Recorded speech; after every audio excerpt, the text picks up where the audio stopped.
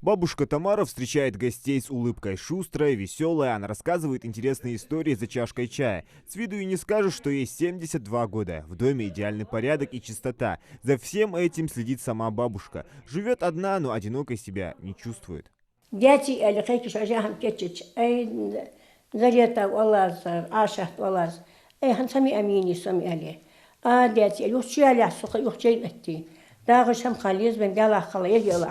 هذول أواز از إسور ما حكي بتسينهم تقول شنو دخل وامل حكي لي أخو حولت دذا ياش أخو ناخا يزت أي أهم نشتز أقصون زي قصة شحيل أسينهم ديك الوقت بقدر يأس. Своих родителей Тамара не помнит. Ее с младенчества воспитывала бабушка, которая умерла, когда девочка пошла в 4 класс. Ближайшие родственники, как и принято в беде, девочку не оставили, как, впрочем, не оставляют и сейчас. Долгое время она жила в этом стареньком доме, пока 5 лет назад власти региона и города не пришли на помощь и не построили новые. Приехали навестить бабушку и сотрудники Республиканского центра социального обслуживания граждан пожилого возраста и инвалидов. Тамаре, как и другим людям старшего поколения, состоящим на учете, помогают соцработники. Завтра поедем, а я, конечно, не беспокойся, Тома, ты не переживай, мы поедем. Такси, мы видаем. شيء تكسر أين حليب يا سباق زين دخو هاس توكا أجازة داشوت سي كم دولار فش даже переплата это правда, Тома, ты скажи, если не правда, скажи. Им нужна лишь капелька внимания. Зайнаб Мархиева живет одна уже около 20 лет. Она инвалид первой группы, своих детей нет. 84-летняя пенсионерка всю жизнь трудилась на тяжелой работе, от доярки до производственных заводов. Однако последние несколько лет даже ходить трудно.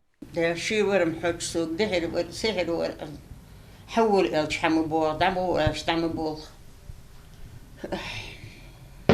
هت تسال يا أخي تسال خل همده كرستن دمقواش تسال بزو بالمثالي شيء تحابس شخوط.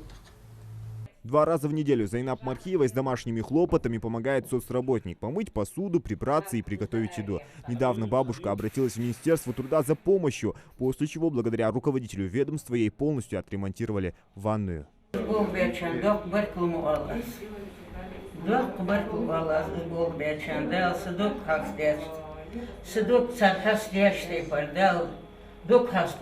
Всего на учете в Республиканском центре соцобслуживания граждан пожилого возраста и инвалидов состоят 660 человек. В основном персонал оказывает социально-бытовые услуги одиноким пенсионерам.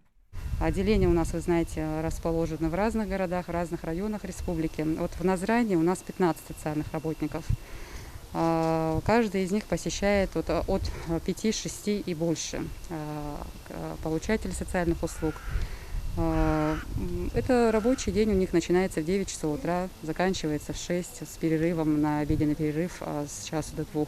Поздравления сегодня от мэра Назрани принимает и Мариям Куриева. Ветерану Великой Отечественной войны 95. У нее 6 сыновей, 2 дочери и 20 внуков. Несмотря на преклонный возраст, на кухне она может дать фору любой хозяйке.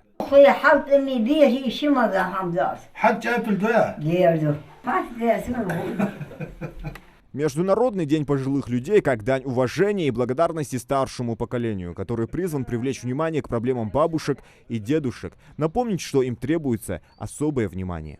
Всего в республике проживает более 55 тысяч людей старшего поколения. Из них около 30 тысяч женщин и 23 тысячи мужчины. Практически все с непростой судьбой. На их долю выпали политические репрессии, война, голодное детство, работа в тылу, годы послевоенной разрухи. Но и сейчас они готовы служить на благо республики и многому научить нынешнюю молодежь. Зелимхан Калоев, Асхаб Белакиев, Новости 24.